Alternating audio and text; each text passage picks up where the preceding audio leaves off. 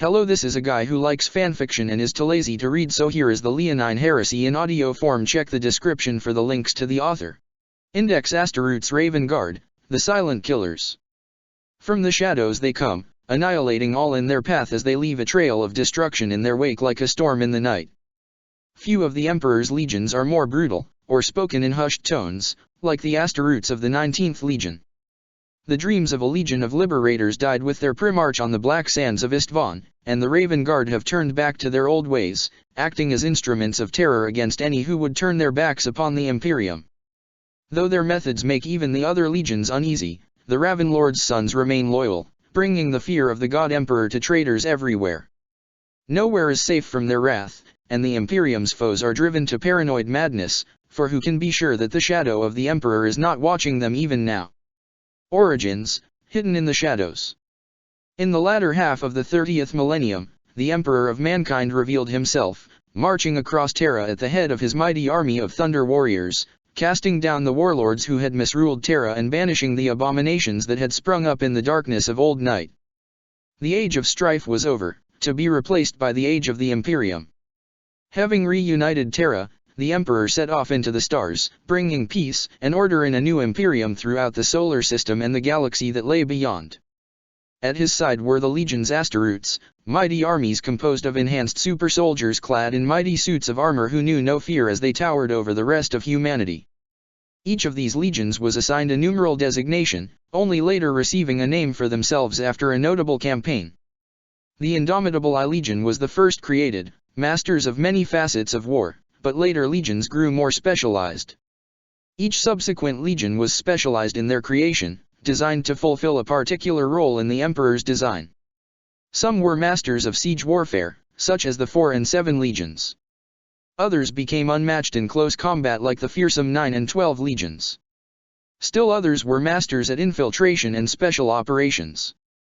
It is into this category that the 19 Legion found themselves naturally drawn towards. As their numeral suggests, the 19 Legion were one of the final legions created in the gene labs hidden under the Imperial Palace. Like their cousins in other legions, the original legionaries were recruited from the techno-barbarian tribes of Terra.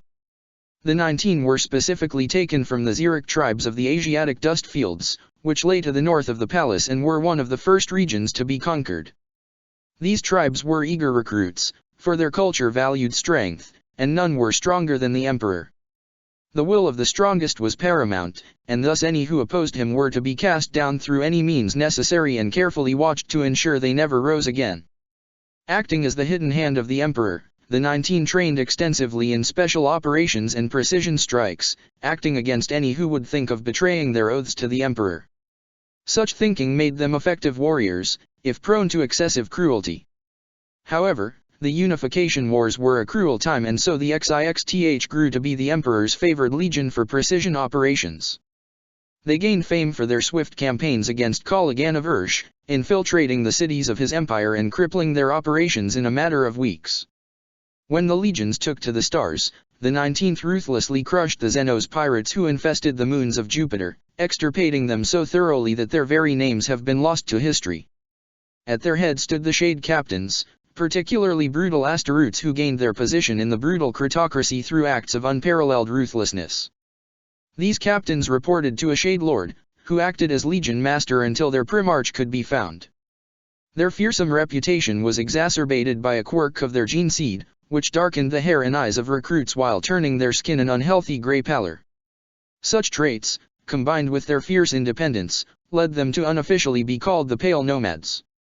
Effective though they were, the Pale Nomads did not have a primarch like nearly all the other legions, and thus fought directly under the Emperor's banner. For decades they fought by his side, his hidden blade striking from the shadows throughout the early years of the Great Crusade. Though few knew of their existence, the Emperor never forgot his silent killers, and a deep culture of loyalty to the Emperor was thus created. Later on, as the primarch sons of the Emperor reunited with their father, they were given legions of their own and sent to carry out the Great Crusade in his name. Even as son after son was found, the 19 remained without their primarch, and eventually they were transferred over to the command of the Emperor's first found son, Horus Lupercal. Subordinated under the yoke of the Luna Wolves along with other legions who lacked their primarch such as the 3 Legion, the 19 began to change under the direction of their new commander.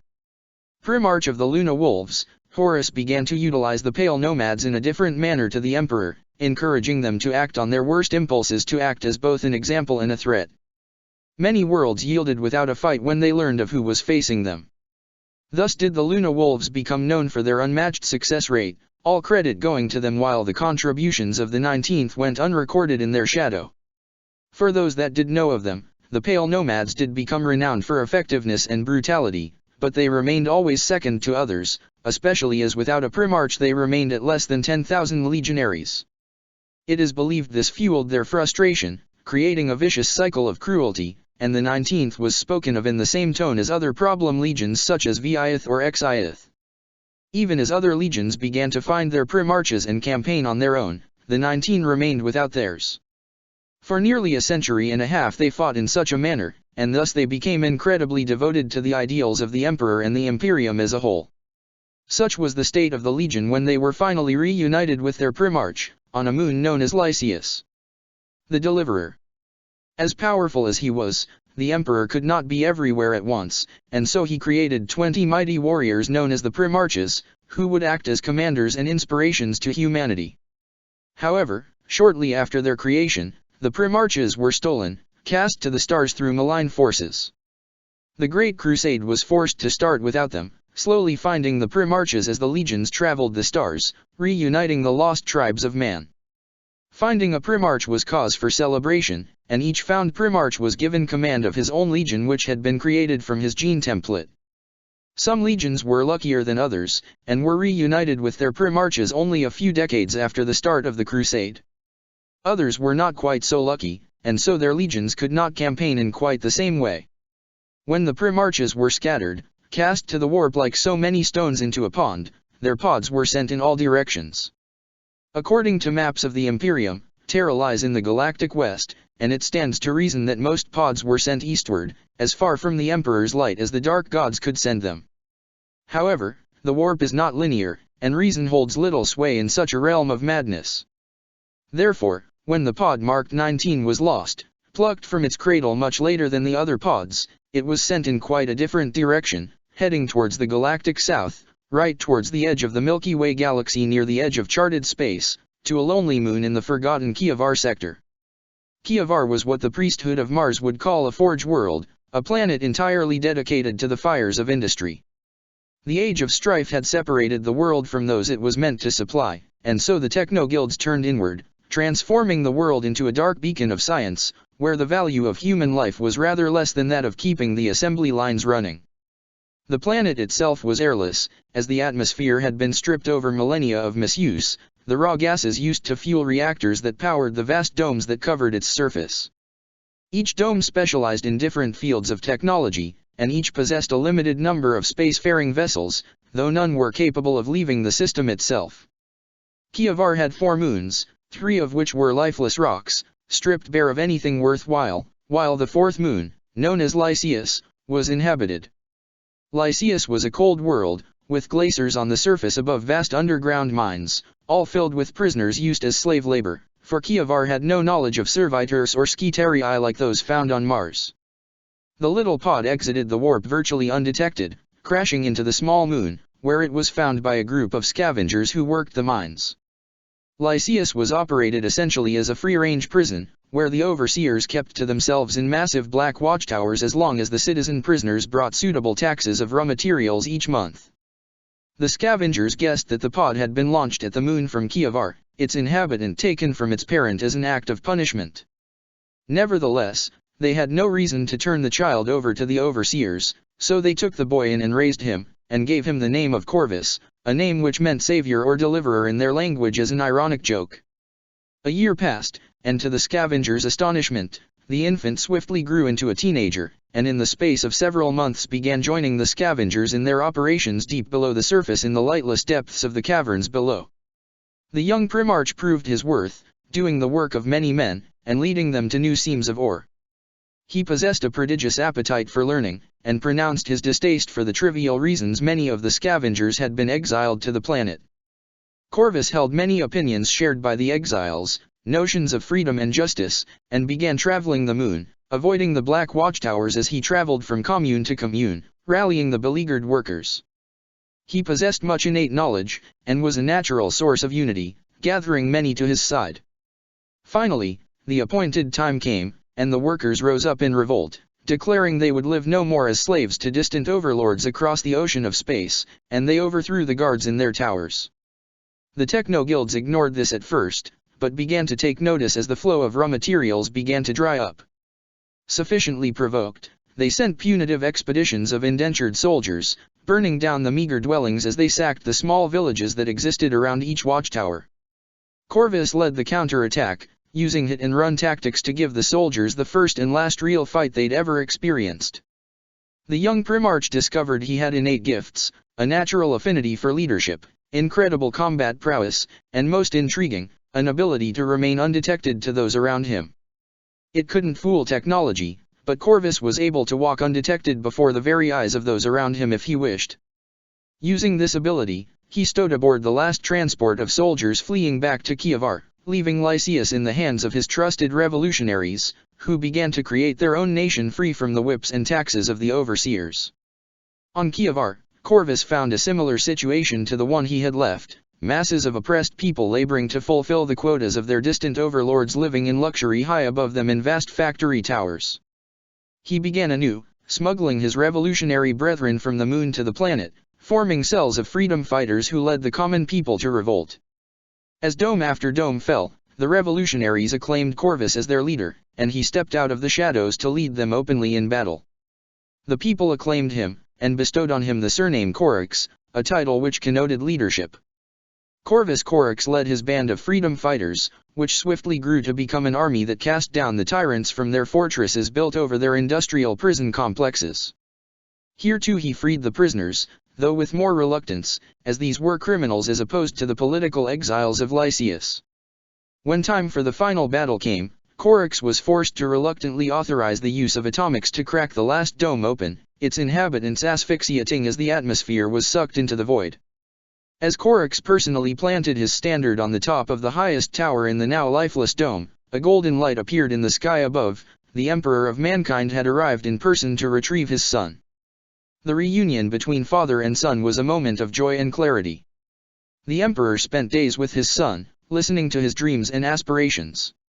All could see the bond the two shared, as well as the similarity in features. Corvus swore to uphold the Emperor's vision and to bring liberation from the slavery to fear and superstition across the galaxy. He sought more than just victory, for victory was easy to come by with force of arms. Corax wanted peace, a much more difficult proposition. The Emperor acclaimed his son as worthy, granting him command of an Asteroot's legion in return for his fealty. Though Kievar was larger and held a much greater population, Corax's heart lay with the people of the moon where he landed, and so he renamed Lysias into Deliverance, deeming this to be the home of his legion. Great Crusade, freedom through tyranny. Less positive was the Primarch's first interactions with his legion.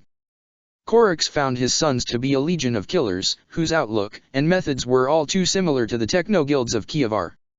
He began to shape the legion into his own image, inducting his comrades from Deliverance who were young enough to undergo the process of becoming full Asteroots.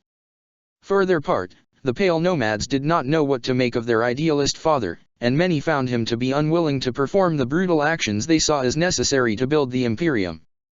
The 19th swelled in size, and Corax took his place among his brothers, fighting alongside Horus as they brought the Emperor's freedom to oppressed peoples everywhere.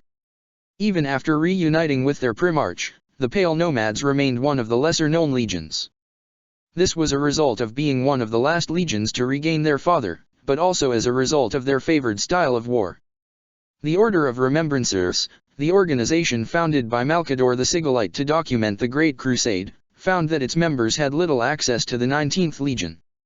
Those assigned to document the 19th Legion often found themselves kept in their quarters and on the ships most of the time, only allowed out to document the victories and bear witness only to results.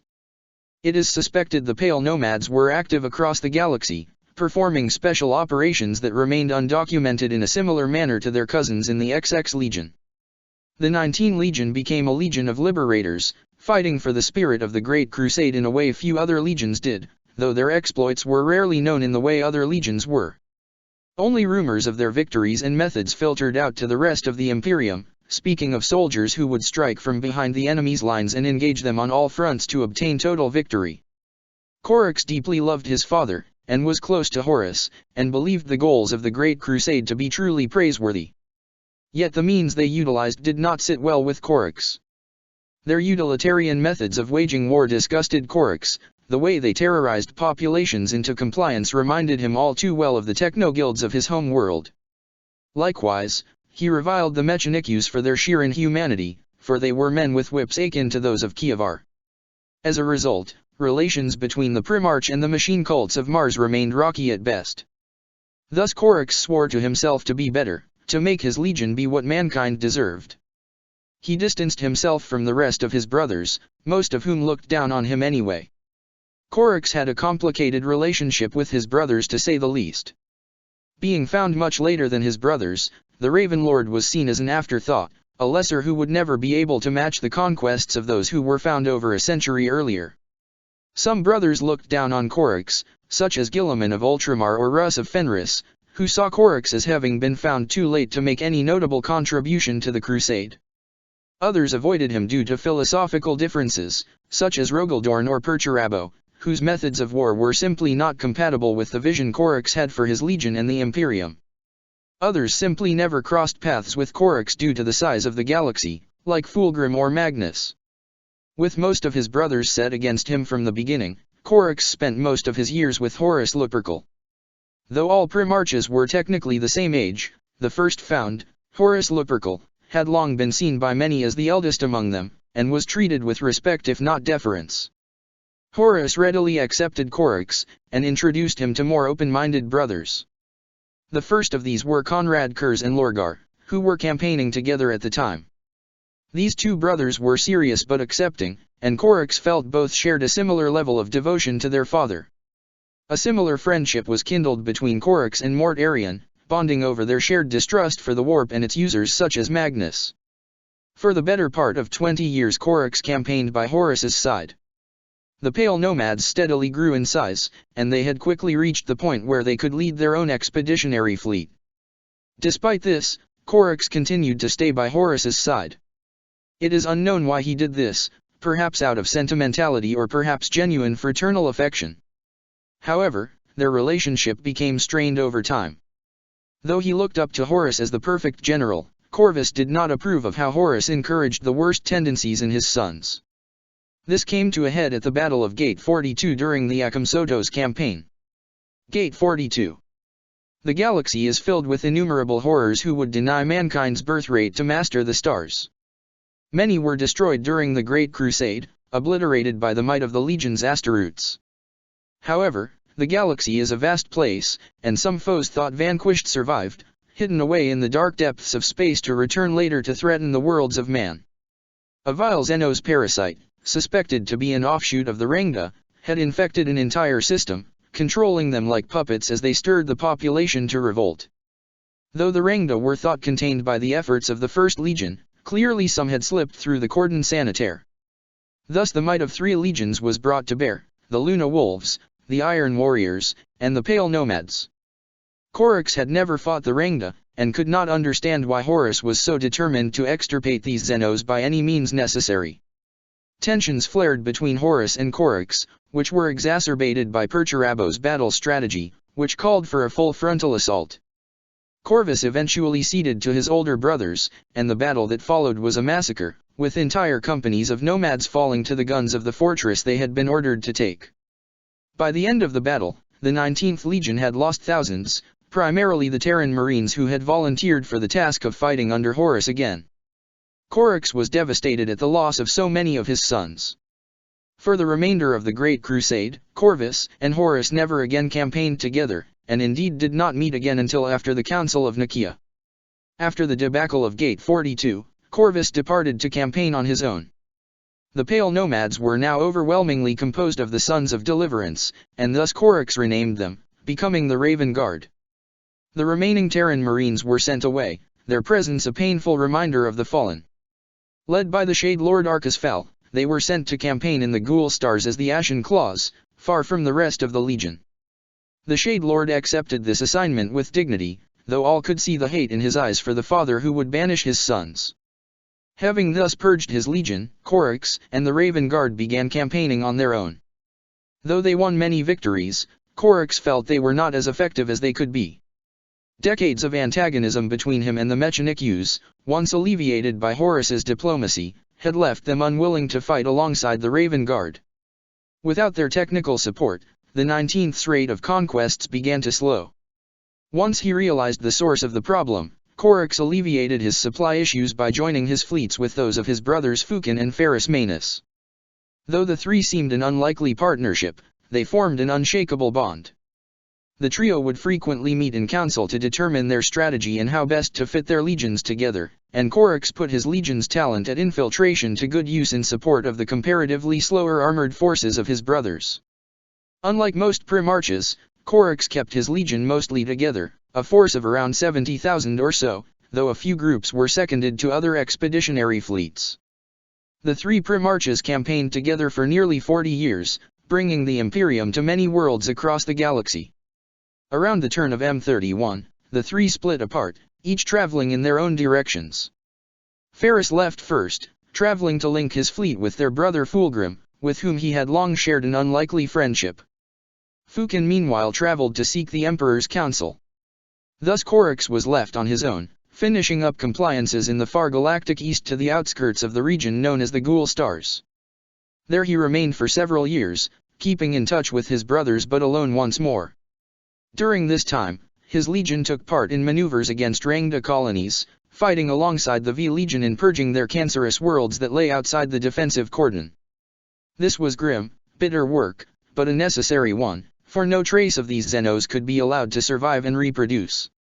Dozens of worlds were purged in these campaigns, and the Raven Guard took heavy casualties in the process, losing hundreds in each battle despite the fact these were mere outposts. Corax could hardly imagine the casualties that the Death Guard and Dark Angels must be taking in their campaigns against the heart of the Rangda. Due to the protracted campaign, the Raven Guard were not able to withdraw in time to take part in the triumph of Olaner, though they did send a company to represent them. This company, led by Captain Alanite, ended up never rejoining their father, for they had been ordered to remain and join the Legion Auxilia. Corax did not find out about this until months later, when a delegation of Iron Hands arrived, carrying a message for the Primarch, news from Ferrus Manus at Olaner that Horus Lupercal had been named War Master. Corax was amused at the tone of the message, for it was an open secret that Ferrus had long desired such a title for himself. Decades apart had left Corax ambivalent towards Horus, and he wondered what Horus might do with this new title. In addition to revealing the existence of the Legion Auxilia, Ferrus's message revealed that the Emperor was calling a council to discuss the Liberius project. As much as Corax disliked Psykers, even he admitted their utility in battle. However, the council did not seem important enough to him to make the long journey to attend in person, and thus he did not go. Many months later, Corax was surprised to receive a delegation of word-bearers. These chaplains, as they called themselves, came with an edict that bore the official seal of the Emperor himself. This decree informed the Raven Lord that Magnus had been censured and the Liberius banned. Corax duly obeyed, accepting the chaplains into his own legion with some reluctance. Of more importance to Corax was the news that Fukin had been appointed Praetorian of Terra. Though it saddened him that he would no longer be able to campaign alongside his brother, he was nonetheless happy for him, and sent messages of congratulation and praise to Fukin at Terra. Having finished the campaigns out in the Ghoul Stars, Corax prepared his legion to move back towards the center of the galaxy. He had been on the fringes long enough, and desired to reunite with Ferrus. Before he could send a message to his brother, however, he received one from the War Master, summoning him to receive new orders. Corax had not seen Horus in decades, but orders were orders, and he obeyed them, traveling to the coordinates provided with the bulk of his legion. The Black Sands of Istvan. The Primarch of the 19th kept a neutral expression upon his face as he received his new orders from the War Master to begin campaigning with the 12th Legion. Corax and Angren were to work as partners to bring compliance to the northern outer rim, to those far-out systems where the Astronomican's light shone faintly at best. Horus spoke of the dangers and necessity of this task, stressing his confidence that Corax would be up to the challenge as he tried to reach out to him. but Horus's attempts to bridge the gap were brushed aside, Chorix keeping his distance from his brother throughout the encounter. After Chorix departed Nakia, the Raven Guard began mustering their fleets, gathering around the world of Bod, a recruiting ground for the World Eaters. Deliverance was located on the opposite end of the galaxy, and so the Raven Guard depended on their 12th Legion brothers for support as they had no presence in this area of the galaxy. Chorix had heard rumors of the World Eaters and Angren, though his legion had never fought alongside them personally. By the time the combined forces set out for the north, they were over 200,000 Asteroutes strong, with the majority of those being World Eaters. The first meeting between Angren and Chorix went as well as could be hoped, Chorix remaining silent as Angren spoke loudly with a sickening grin on his face of the conquest and bloodshed that was sure to follow. On the surface, such a partnership made sense. Angren was known as the Breaker of Chains, known for his fierce hatred of slavery, while Chorix was known as the Liberator.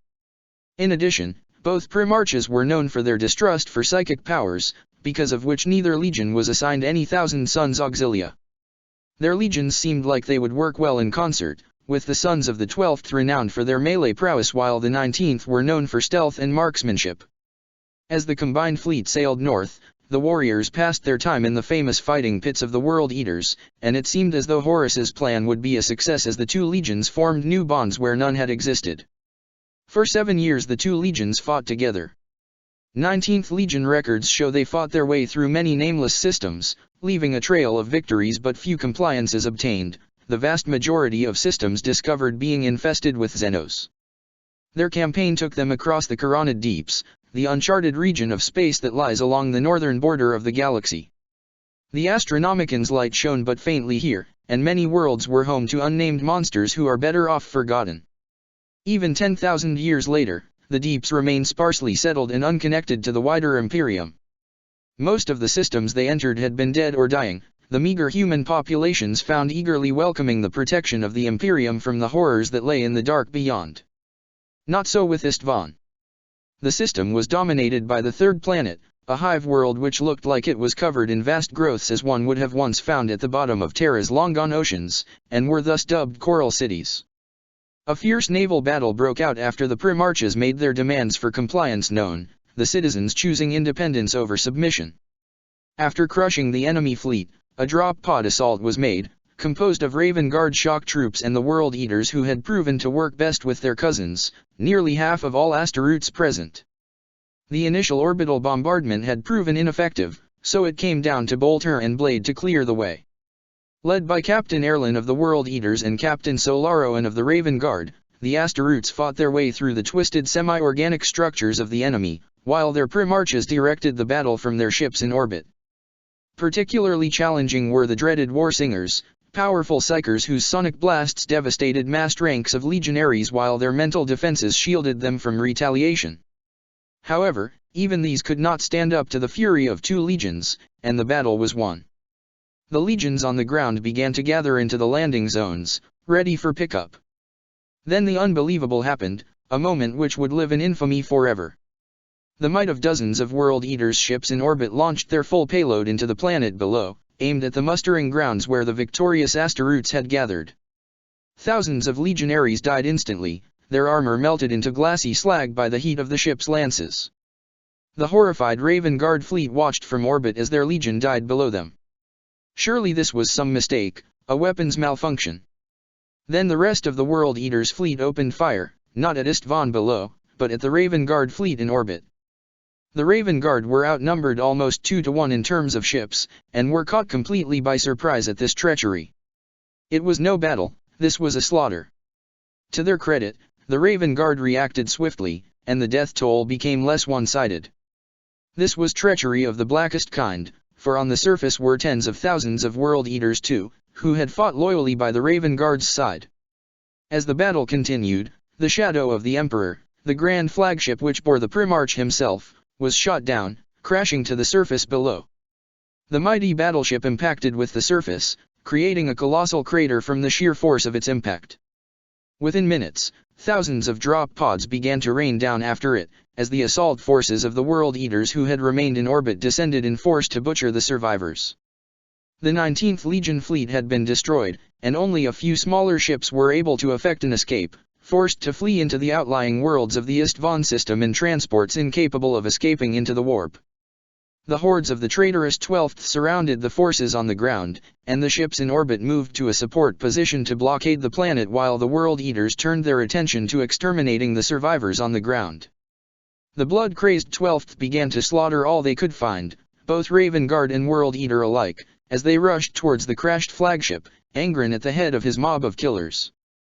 Angren stalked the halls of the flagship as he searched for his brother. Korix watched him from the shadows, directing his sons to escape while he lured Angren away, his brother's frustration growing as he found fewer and fewer enemies to kill. This was treachery of the blackest kind. Someone had directed Angren to this, for he was killing even his own sons who strayed in the path of his mindless rampage. Korix spoke to him from the shadows, demanding answers as to who his true master was, calling him a slave and every provocation he could think of. Days had turned into weeks, as Angren blundered around the ruins of the ship. Korix could tell his sons had all escaped or been killed, for the Vox was filled with only World Eaters speaking in their mongrel tongue.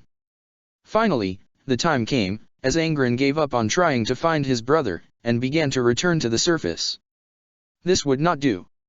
With a heart full of hate, the specter of vengeance made itself known as Korix leapt from the shadows to engage Angren in single combat. They fought without restraint, Angren's rage growing as the brother proved to be his match, chain axe meeting lightning claws as the brothers dueled in silence. There were no words for this, and only one would leave alive. The World Eaters kept their distance, knowing to interfere with their father would only result in their death. Korix fought with the cold rage of a brother betrayed, while Angren fought with the white-hot rage of the truly insane. One misstep. That was all it took. As Korix shattered Gorefather, Angren's bloody axe which had murdered so many of his sons, Angren closed the gap, tackling his brother to the ground. With a sickening crunch, Angren wrapped his hands around his brother's head, screaming incoherently as he began to squeeze. Korix's lightning claws pistoned into Angren's sides again and again as he desperately struggled to free himself, but it was too late. Corvus's head splattered into a bloody pulp, and a flash of light and noise threw Angren backwards into a wall. When the berserker looked back, his victim's body was utterly still, his blood pooling out to mingle with Angren's own as a son of the Emperor died alongside the dream of unity. The Raven Guard legionaries scattered throughout the Istvan system, relying on their stealth to keep them hidden from their murderous cousins, who turned their attention to killing their own brothers. The 19th almost ceased to exist in those dark days, having lost over 90% of their legion, reduced to survivors hiding on Istvan V, the meager garrison force back home on Deliverance, and whatever legionaries scattered amongst the stars who had not made it to the muster. They hid, unable to leave the system without being detected and unable to retrieve the bodies of their fallen brothers. Angren broadcasted the news of their father's death, hoping to rouse them into suicidal charges, though this proved unsuccessful. Hidden across dozens of locations throughout the Istvan system, the Raven Guard waited for any sign of relief, festering hatred growing in their hearts for those who had betrayed them. Though Astaroths knew no fear, they could know dread, and accompanying this hatred was a sense of insecurity. How had they allowed this to happen, and how could they stop it from happening again? Weeks passed, and the survivors watched a massive fleet enter the system, which were identified as the 9th Legion. The 19th continued to hide, for if a brother could kill brother, who could be trusted? Thus they watched as the Blood Angels and World Eaters clashed, only coming out after their scans indicated the World Eaters were fleeing the system. They ventured out and united with Sanguinius, who turned over to them the remains of their Primarch with tears streaming down his face. The Primarch of the 9th Legion turned over a ship to them, reuniting the survivors with an expedition from Deliverance. The remains of a legion returned home, where the sons buried their father in a simple tomb on Deliverance, near the original crash site of his pod so many years before. The surviving loyal World Eaters had accompanied the Raven Guard back, for they were outcast from their own legion, but they did not remain, departing soon after, and none knew where they went. Leaderless and without a direction, there they remained, unsure of their next move, forgotten in the galactic south while the heresy raged everywhere else. Heresy, the shadows lengthen. As the early years of the heresy passed, the Raven Guard found themselves alone and without direction. No contact could be made with Terra, nor were they even aware of the larger heresy happening all around them, for heavy warp storms clouded the galaxy. Even if they had known, the few survivors lacked the strength to strike back at the traitors directly, for they numbered less than 5,000 including aspirants. Command of the legion had fallen to Captain Bran Nev, one of the original Sons of Deliverance who had fought at the Primarch's side during the liberation of Kievar. He did his best to rally the few sons of Korix who were left, doing his best to inspire them once more and not give in to despair. However, Bran had not been at Istvan, having been chosen to stay and command the garrison on Deliverance in his Primarch's absence. Thus he felt a distance between him and the legionaries who had returned. More openly rebellious, though not to the point of insubordination, were the dread Moritats, who grew restless at the prolonged sequestration on Deliverance. The Moritats. Known as the Sable or Ashblind, the Moritats were a specialized unit originating in the Raven Guard Legion. The Sable Blind were elite warriors suffering from extreme mental trauma, generally resulting from the guilt they felt for being the last survivor of their squad. Such warriors, upon returning to combat, would fight with an almost suicidal disregard for their own lives, making them extremely effective, if rather short-lived. These Astaroths were then organized into units of assassins, each unleashed to turn the tide when it was most needed. Such squads were later adopted by other legions, repurposed in a way that best suited their legion, such as the infamous Blood Angels Death Company or the Death Guard Grave Wardens. After the wholesale slaughter on Istvan, many legionaries gave in to despair, and joined the ranks of the Moritat. The original Moritat was a boy named Kaedes Nex, a teenage serial killer known as the Blood Crow, who was recruited by Korix on Kievar. Nex fought by the Primarch's side in exchange for a pardon, and from the beginning showed a cruel streak. It was Nex who coined the motto by which the rebellion, and later the Legion, operated, victory or death. After undergoing transformation into an Astaroths, Nex proved his worth time and time again, surviving missions that were deemed worse than suicidal, earning the approval of the Terran legionaries, though his comrades from Deliverance continued to shun him for his past. Nex fought by his Primarch's side on Istvan, though he disappeared during that fateful battle, and did not return with the rest of the 19th back to Deliverance. The last anyone had heard from him was an intercepted transmission that spoke of aborted World Eater's strike cruiser. The Raven Guard's exile was to come to an end though with the unexpected arrival of a large fleet which arrived in the system nearly 3 years after the Istvan massacre. The defensive systems locked onto the intruding fleet, and the Raven Guard prepared for the worst. As the guns prepared to fire, they received a transmission from the fleet requesting a meeting, which the suspicious Bran Nev agreed to. Surrounded by loyal legionaries, he met with an Astaroths calling himself Alpharius, and revealed the fleet in orbit was from the mysterious XX Legion, who had come with a call to arms for the Sons of Korix. Alpharius spun a tale of deceit and betrayal from half of the legions, and a pressing need for all loyal legions to join the fight. The Raven Guard was to join the Alpha Legion in striking back at the traitors, to avenge the fallen and uphold the Imperium. Suitably chagrined for their absence, Bran Nev indicated the Raven Guard would rejoin the fight, and the majority of the 19th joined the Alpha Legion, around 3,000 in total. Armed with the intelligence of the Alpha Legion and merging their special operations skills, the combined legions returned to the field, striking north from Deliverance as they disrupted traitor forces throughout the Segmentum Tempestus. Calling themselves the Raptors, they were primarily Astaroths of the 19 and XX legions, though their members included assorted forces from the 18 and 14 legions as well. They traveled from system to system, striking with the full force of the Emperor's wrath on those who would turn their backs on the Imperium. More Raven Guard joined the ranks of the Moritat during these battles, and the character of the Legion became split between those who had fought on Istvan and those who hadn't. Navar Heg sat cross-legged within his quarters, seeking a measure of peace. Not from the battlefield or the wars his legion prosecuted, but from his brothers. The strife was growing, accusations and harsh words between the Hawks, as the survivors of Istvan were calling themselves, and the rest of the legion. Heg himself had been at Istvan, though his unit had been on their transport when the treachery occurred. Thus he felt torn between the two camps, unsure who had the right of things. The sound of someone knocking came from his door. The door opened, and a marine in unmarked grey power armor stood before him. The Astaroths removed his helmet, revealing the pale features of another Raven Guard. Navar Heg? My name is Dravian Clady. The Regent of Terra requests your presence. Bran and Alpharius led them to victory after victory, crushing the traitors and obtaining vengeance for the fallen. Their forces traveled through the massive expanses of the Inwit star cluster, the personal fiefdom of the traitor Rogel Dorn. They clashed often with Dorn's sons who had renamed themselves to become the Crimson Fists, becoming the Raptors' most frequent foes. From Greya to Nocturne, the forces of the 19 and XX legions battled the Fists and their ruthless Primarch as he sought to conquer these worlds, luring his forces into traps and ambushes which sapped their strength.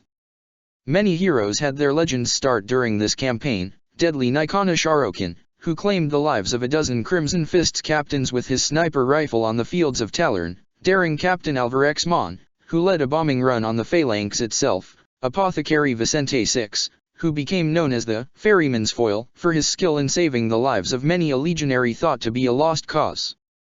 These were but the most renowned. Equally heroic though less known were the common battle brothers, whose heroics went unrecognized in the fog of war. The actions of these legions were vital in slowing down the traitor march on Terra, but their luck could not last forever. Success breeds overconfidence which breeds complacency, and the Raven Guard paid dearly at the Battle of Eleusis. What seemed like a routine ambush of a Crimson Fist's fleet proved to be a trap, as the phalanx itself entered the battle with an entire battle group. Dorn watched with bitter satisfaction as the Raven Guard made their escape, having suffered nearly 1,000 casualties, their largest loss since the Istvan massacre. Their numbers too low to risk open assault, the Raptors splintered into autonomous cells, returning to the more successful methods of sabotage to slow their foes down. Dorn himself seemed uninterested in pursuing the beaten foes, considering them broken, and returned to his push on Terra, leaving his son Alexis Pollux to stamp out the resistance. Try as he might, Pollux proved unable to catch the Raptors, who had moved out of Segmentum Tempestus entirely, leaving only small cells to provide the illusion of resistance. The bulk of the Raptors had, at the advice of Alpharius, moved further east, towards the galactic center. The fall of Chemos. By this time, the heresy had been raging for several years, and the Loyalists were slowly losing ground on almost all fronts. As the small Black Shield fleet moved eastwards towards the galactic center, they found entire sectors devastated and devoid of life, the remnants of their shattered civilizations showing the telltale signs of intense conflict and wholesale slaughter. It was as though a storm had swept through the area, and all knew the origin of the devastation: Chemos, the mining world that served as home world of the traitorous Star Hunters. Alpha Legion reports indicated the bulk of the enemy forces had withdrawn east towards Ultramar, but a Legion's home world was sure to be well defended. Nevertheless, it needed to be eliminated to take pressure off of other flanks. Chemos would be a sign of contradiction, to show the traitors that they were not safe and that the talons of the Raven Guard remained sharp. As the cloaked fleet made its way into the Chemos system, auspexes began picking up anomalous readings. The planet was known for being a wasteland, home to a disjointed collection of warring tribes eking out a meager existence hoping to be inducted into the ranks of the Star Hunters. In another time perhaps, Chemos could have been reborn, turned into a world befitting the home world of a legion had anyone put the effort into saving it. Such things weren't meant to be though, and Chemos remained a desolate, empty world, a legacy of unfulfilled promises. As the ships entered visual range, they noted the fires of industry lighting up the night side of the planet. It was clear the long-dead factory complexes had been brought to life again, all converging on a single nexus point. The rest of the ships remained in the nebula dust cloud that surrounded the system, remaining on low power to avoid detection while they scanned the system, keeping watch for enemy vessels. The legions prepared for insertion as Alpha Legion headhunter squads and Raven Guard Mordethan squads made their way in stealth variant Thunderhawks as the advance wave. Mordethan. Also known as Shadow Hunters, the Mordethan are infiltrators without peer. Formed by Corax shortly after being reunited with his legion, the members of these squads are all veterans from Lycius, having fought at the Primarch's side during the conquest of their world. The soldiers of the Mordethan were selected for their natural talents for stealth, and in a legion known for stealth as a way of warfare, the standards were quite high indeed. They utilize an array of specialized equipment designed to make them the perfect infiltration teams, and are most known for their skill at sniping, though they are masters of all forms of special operations. They will wait for days to obtain the perfect shot, all the while remaining camouflaged through both technological means, and, it is whispered, an innate ability known as wraith slipping. Taught to them by Corax himself, practitioners of this lost art were said to be able to pass undetected in the same manner as their Primarch. It is unknown precisely how this is accomplished, but the results are undeniably effective. However, the pool of veterans was all but eliminated by the Isstvan massacre, and the Mordethan know their time is limited as they struggle to do all they can before their time is up. As the Black Shield Vanguard made planetfall, they began to take more detailed readings of the planet. Their natural stealth was amplified by the presence of Alpha Legion librarians, who used their abilities to ensure the squads remained hidden. The legionaries of the Raven Guard were not entirely comfortable with such a violation of the Emperor's edict, but the importance of their mission depended on remaining unseen, and so they must needs use every tool at their disposal, especially since their own Liberius had been all but destroyed on Isstvan. They had landed in various positions throughout Chemos, avoiding the major population centers to remain undetected. As expected, the entire planet was a collection of ruined slums, a result of the Age of Strife and Jagatai's lack of effort in rebuilding the place. However, the various tribal gangs which were known to inhabit the planet were nowhere to be found, nor were there any signs of a struggle. In the distance loomed the fortress of Kallax, the one functional city on the entire planet which contained the Star Hunters' base of operations. The skies around the city crackled with eldritch energies, and massive industrial pylons dominated the landscape around them, transferring some sort of energy towards the center of the vast city. It was unknown what exactly was occurring in the city, but it was unlikely to be anything but bad news. As the infiltration teams took up vantage points in the ruins surrounding the outskirts of Kallax, they noted the presence of thousands of Star Hunter legionaries manning the walls, far more than were expected. When Captain Bran received the preliminary reports, he met in council with Alpharius, who seemed just as surprised as he was at the number of traders present. Though Chemos was a Legion home world, intelligence suggested that the Star Hunters rarely recruited from this world due to its low population and their Primarch's disdain for his home world. If this many were guarding the walls, surely something of great value was present inside. Thus the forces of the Raptors made their presence known, throwing aside stealth as they made a full planetary assault on Chemos, smashing aside the meager orbital defenses. Kallax itself was, like other Legion fortresses, protected by void shields of unparalleled strength. Thus a ground assault would be required, and the Loyalists began to assault the planet like steel rain, drop pods, and transports weaving in between a storm of return fire, as anti-air batteries filled the sky with flak. The Vanguard forces made themselves known, assaulting the outer walls in an attempt to distract the garrison and disable the batteries. The slaughter was fierce, though curiously one-sided. Though the Raptors took their share of casualties, as transport after transport was turned into so many balls of fire, the battle on the ground was resulting in massive casualties to the V-Legion Asteroids garrisoning the wall. It was as though the Raven Guard were facing new recruits. As the fighting continued, the Raptors were able to land their armor, and began punching their way through the vast curtain walls surrounding Kallax. Death was to be found everywhere inside the fortress, as the Loyalists entered the industrial hellscape. Kallax had been built on top of the largest manufactorium on Chemos, and was essentially a hive city unto itself. The slaughter took on a more personal nature, as the twisting tunnels and sharp turns created choke points for Star Hunter ambushes. The one-sided slaughter had balanced out, as the Raven Guard found themselves assaulted from all sides, utterly outnumbered and penned in by hordes of fanatical 5th Legionnaires. The skies above were filled with furious dogfights, as the elite air wings of the Star Hunters showed their deadly prowess. Outside the twisting hive streets, enemy sorcerers made their presence known, sending colossal arcs of lightning ripped from nearby generators into the Loyalist armor, which answered them with the booming reports from their massive guns. The numbers of the Star Hunters seemed without limit, endlessly swarming towards the surrounded Raptors, their sheer quantity overrunning all in their path. While the bulk of the Raptors occupied the attention of the V-Legion, the Mordethan and Alpha Legion headhunter teams made their way through the ruined districts of the inner factories. Here the resistance was much lower in intensity, as the Star Hunters focused their attention on the foes smashing through the gates.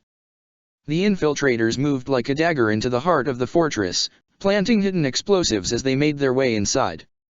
Marking the walls were symbols of every description that hurt the eye to look at, carved into every surface or painted in bodily fluids. They found thousands of corpses, primarily the elderly and women, who looked like they had been worked to death in vast assembly lines that made the forge worlds of the Mechanicum look humane in comparison. They crept through residential habs whose insides resembled charnel houses filled with desiccated corpses racked by starvation and bearing whip scars across their body. Finally, they reached the inner sanctums, where the outer factory districts gave way to the battlements of Fortress Kallax itself, which contained the headquarters of the entire V Legion, as well as their apothecariums where aspirants became fully fledged Astaroths. Destroying these would drastically slow enemy recruitment. Planting Melta charges, the Loyalists blasted their way inside, and were met by the Star Hunter elite who fought like madmen, howling their demented war cries as they clashed with their foes.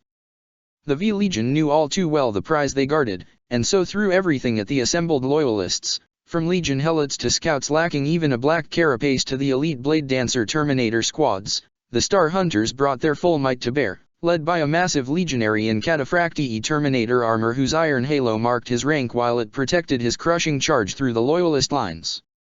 However, the distraction had denuded the inner sanctums of defenders, the thousands of Star Hunters manning the fortress either dead or gone to fight elsewhere, and those left simply lacked the numbers to overcome the relentless Loyalists who vented their fury on those who had turned their backs on the Emperor's light. Finally, the last of the Star Hunters fell, and the surviving Raptors fanned out to accomplish their objectives. The Alpha Legionnaires began hacking into the Cogitator banks, siphoning data while disabling key systems, while the Raven Guard spread through the complex, clearing rooms and planting explosive charges as they prepared to bring the entire structure crashing down. They passed through medical wings, finding no gene seed and ruined laboratories. They fought through armories, noting the lack of supplies. The inner sanctums seemed to be just as stripped as the outer districts. The Raptors began to fall back, having accomplished their goals. As the last of the transports lifted off of the surface, Kallax imploded with a great flash of light and sound. A cheer from the bridge crews of the ships above rang out, as they watched the destruction of Kallax from orbit, the explosives igniting a chain reaction that spread across the planet, cracking the mantle as the planet shattered to become an asteroid belt. Never again would Chemos support life, and by all accounts the mission was a success, having achieved the destruction of a traitor homeworld and retrieval of vital information. Nevertheless, the Loyalists felt a pervasive sense of wrongness, though they could not identify its source.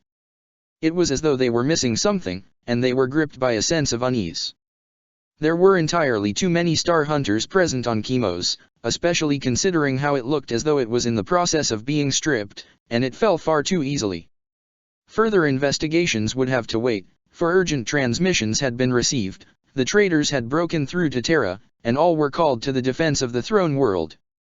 Return to Terra and the Scouring.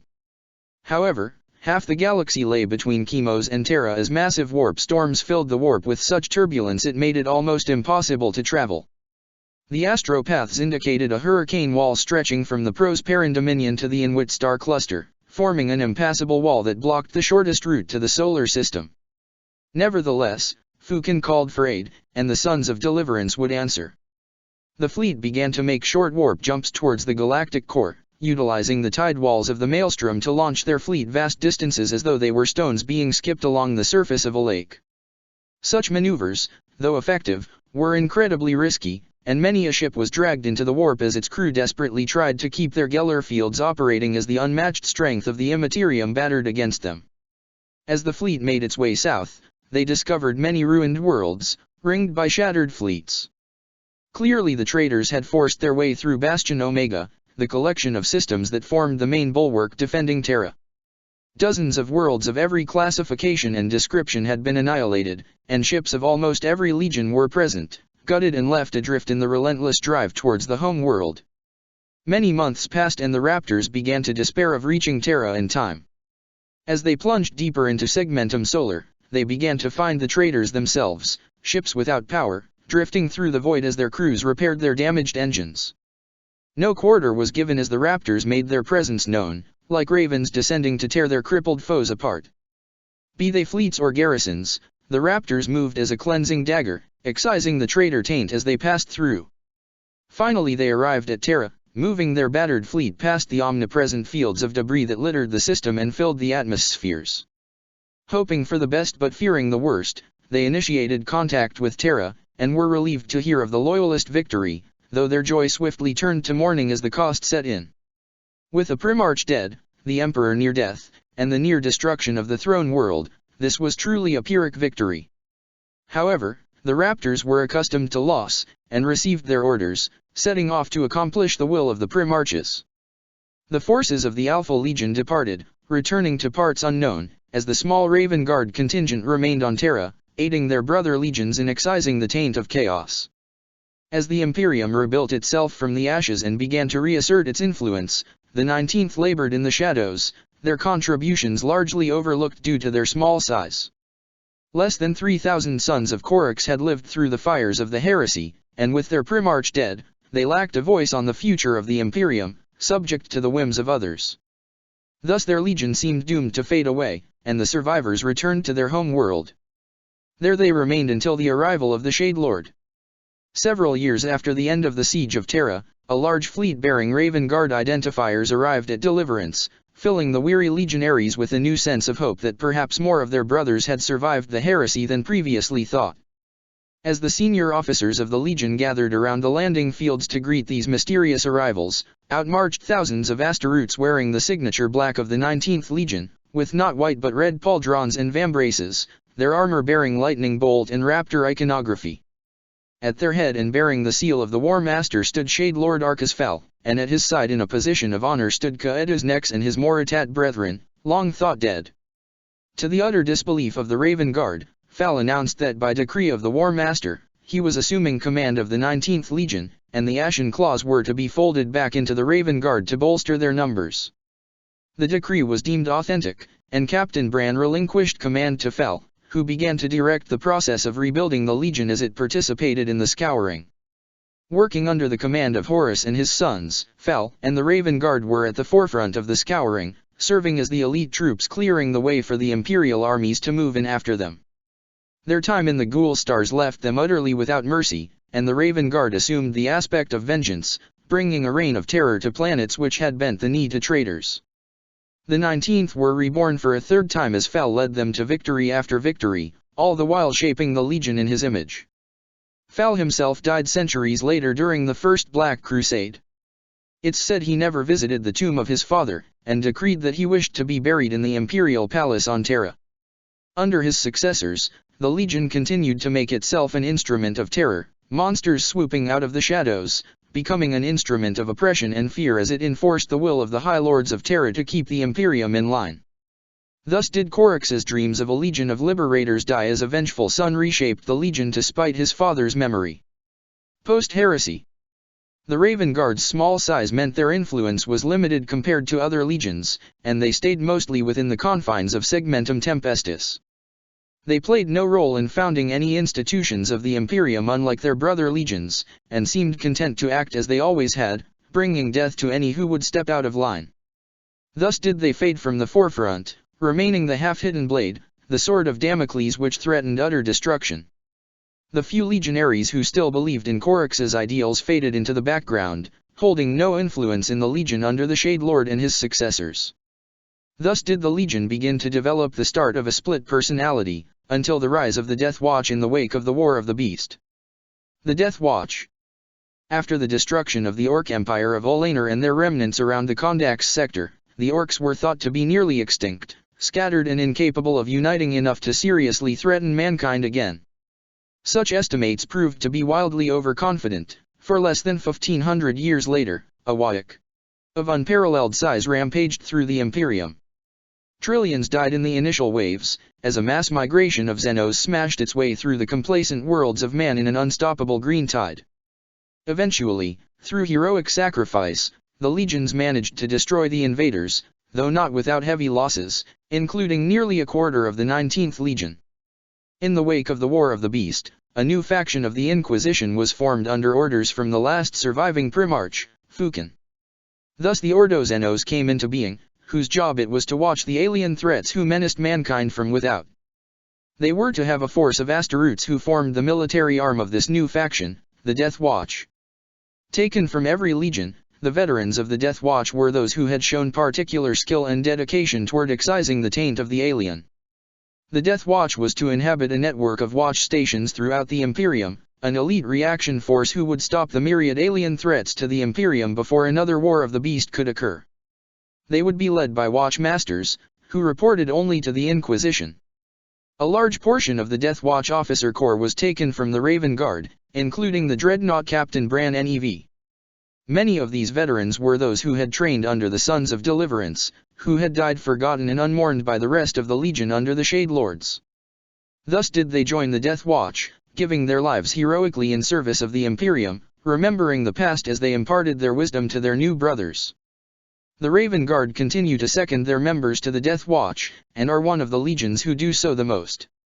On occasion, high-ranking officers will join as penance for failure in a campaign.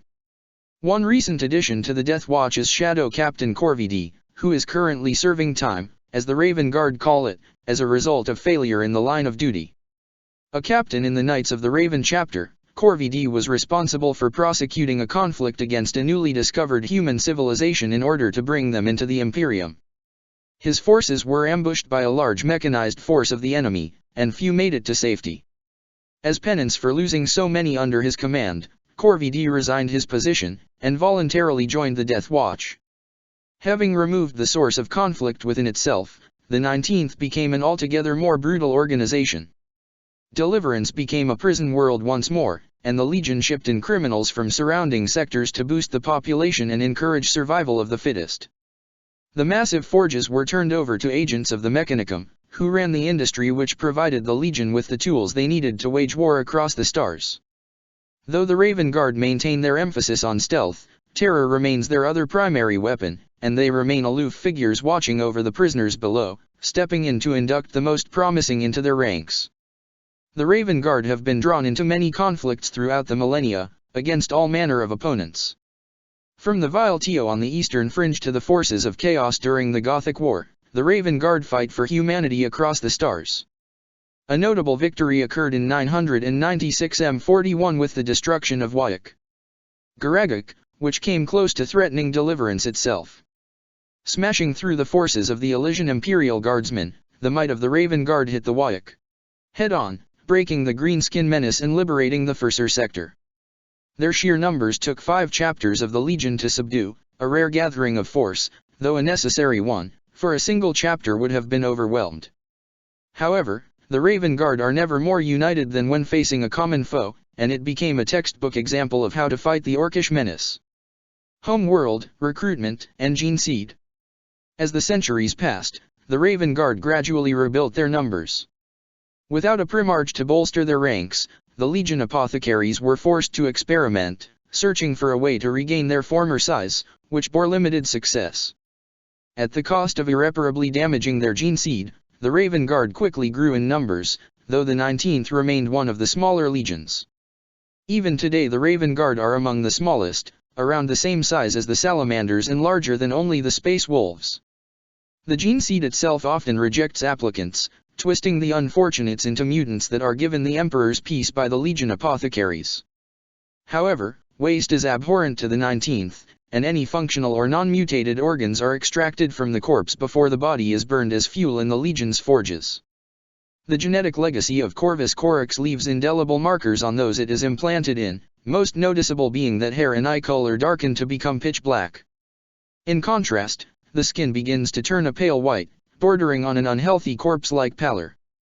These effects are exacerbated by the degradation of the gene seed, and Asteroutes of the 19th Legion generally have at least 1 or 2 organs that do not work as they should.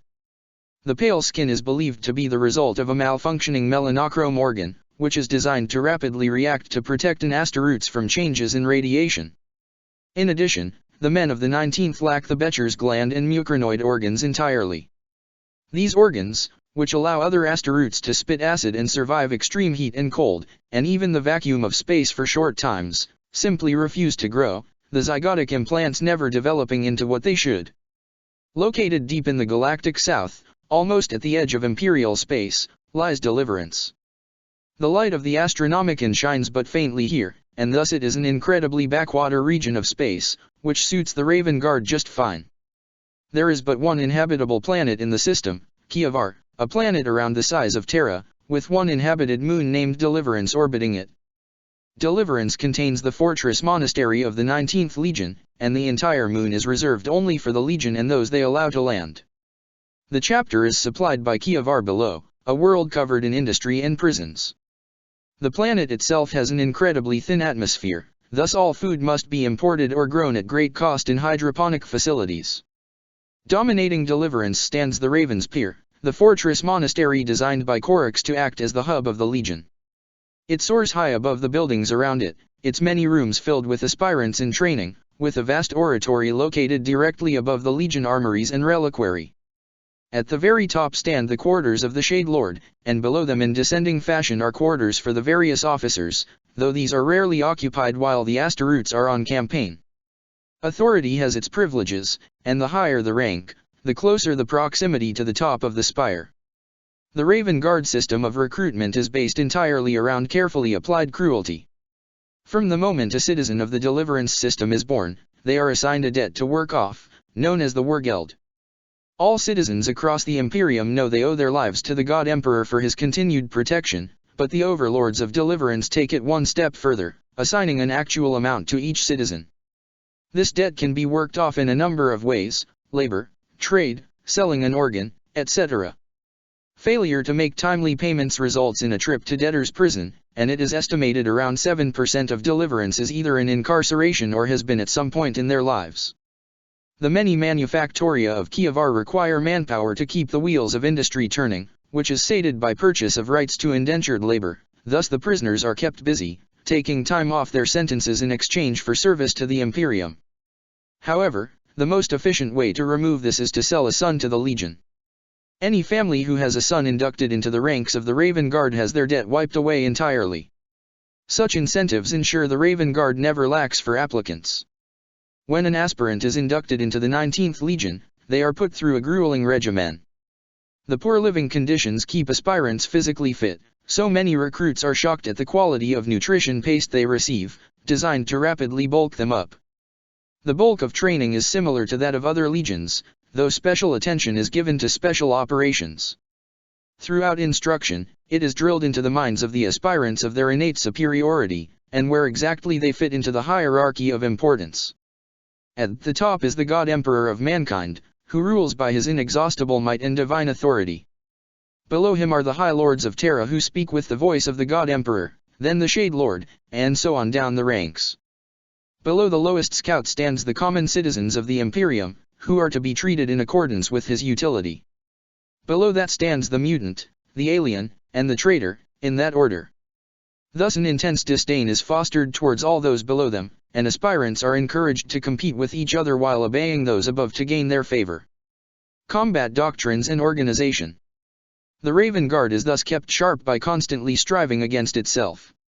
All are encouraged to strive against their equals and look down upon those that are lesser, while giving complete obedience to those above them. Such an attitude is seen as arrogance by many others, but the 19th learned long ago that trusting others only invites disaster. Survival of the fittest is supreme when these Astaroths are not on campaign. However, there are exceptions, and the primary exception to this competition is the squad. As the aspirants ascend through the ranks, they are assigned to squads like every other legion. The members of the squads are required to rely on each other to survive, and the various squads are encouraged to compete with each other. The most successful squads receive greater privileges and are more likely to ascend in rank, thus encouraging competition amongst the squad. The squad rises and falls together, which fosters a greater sense of teamwork and intense bonds of brotherhood to those within the squad. When an aspirant becomes a fully fledged Astaroths, they are first assigned to the scout company. The various squads, which once competed against each other, are now forced to learn to work together, and their new affiliation becomes the company. Like other legions, the Raven Guard are formed into companies, generally around 100 Marines, which are then subordinate to chapters of around 1,000, though the numbers fluctuate depending on casualties and recruitment. It is unknown how many chapters comprise the Legion, though thought to be around 80 chapters. Each chapter is almost entirely independent, maintaining their own recruitment from various regions of Deliverance, as well as a few worlds beyond.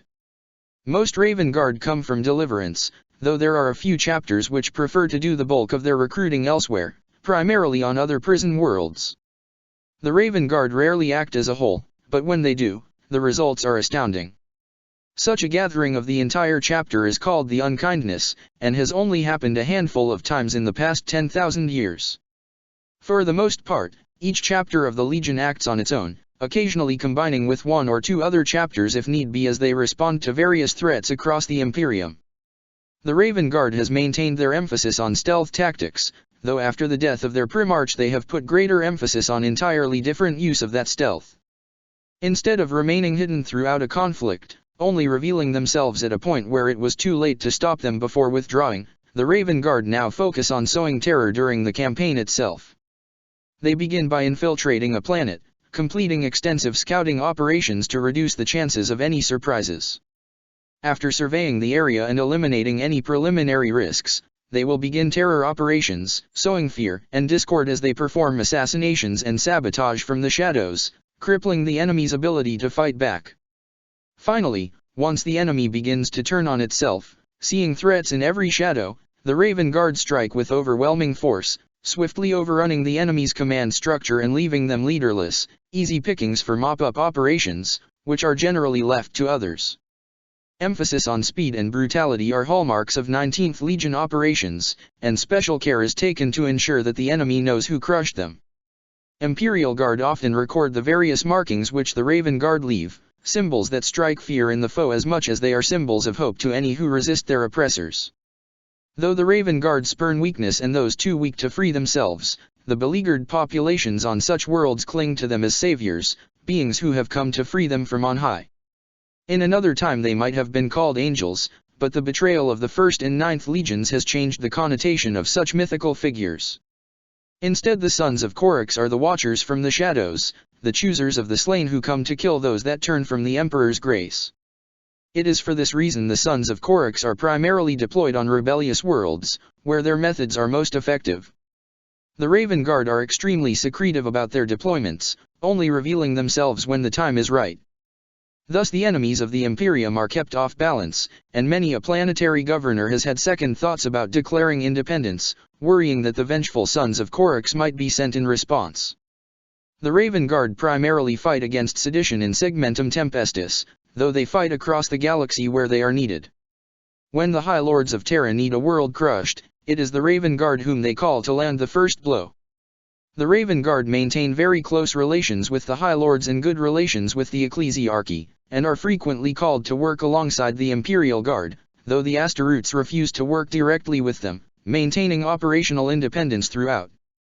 They have good relations with the Sons of Horus and the Mechanics, neutral relations with other legions, and almost none with any other groups, scorning to build any close ties with those they see as weaklings. Their most common foes are rebelling human worlds, and they crush both separatists and heretics with equal fervor. Like all Asteroutes, the Raven Guard despise the alien, and see them as inferior to humanity. Their most hated foes are the traitor Asteroutes, and none more so than the Warhounds, who betrayed them at Istvan so long ago. Even the commands of the High Lords cannot tear the Raven Guard away from a campaign against these most ancient of adversaries. The chapter as a whole answers to the Legion Master who is called the Shade Lord. The Shade Lord exerts absolute authority, and the chapter masters exhibit absolute obedience and deference to the strongest among them. The Shade Lord spends most of his time on deliverance itself, keeping watch over his various lieutenants, and acting as supreme arbiter in case of dispute.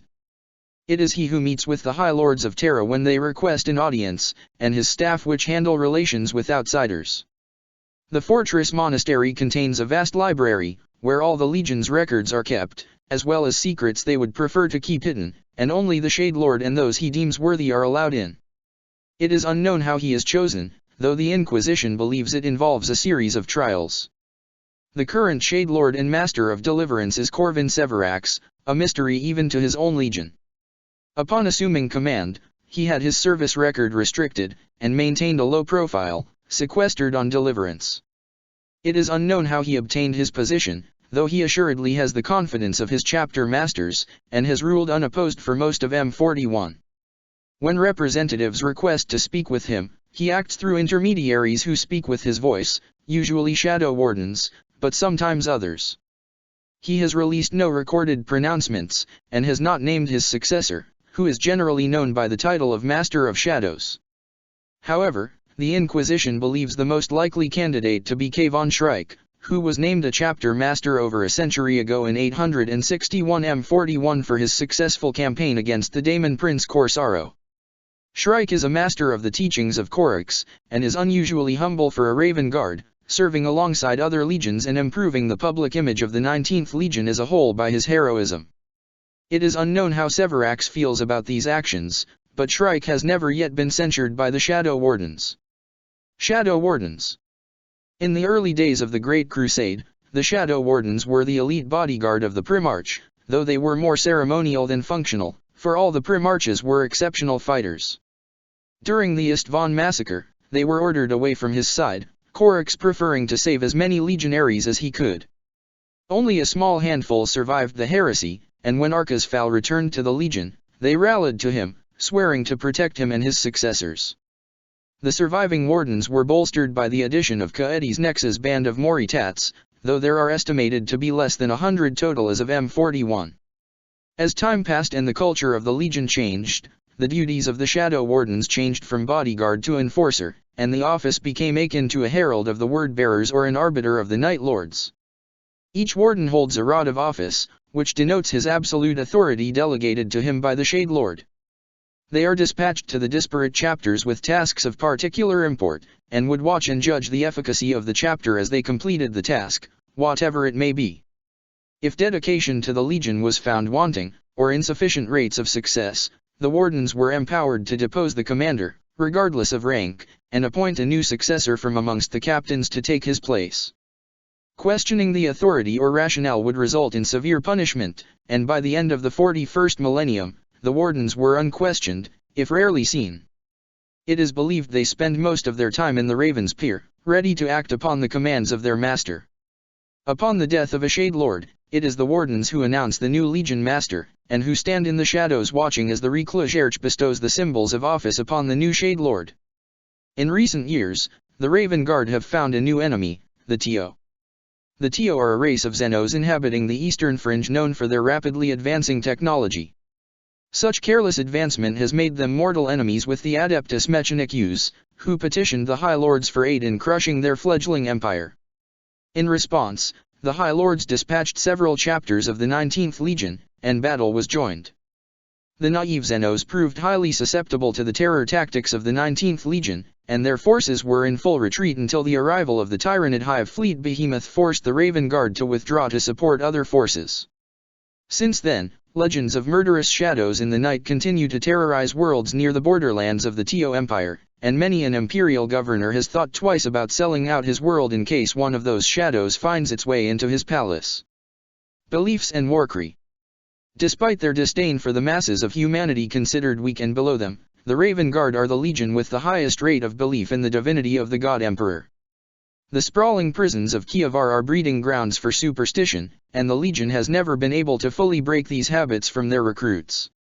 The God Emperor is seen as the pinnacle of humanity, as someone who was so strong he ascended to godhood under his own power, and thus do the legionaries aspire to carry on his ideals.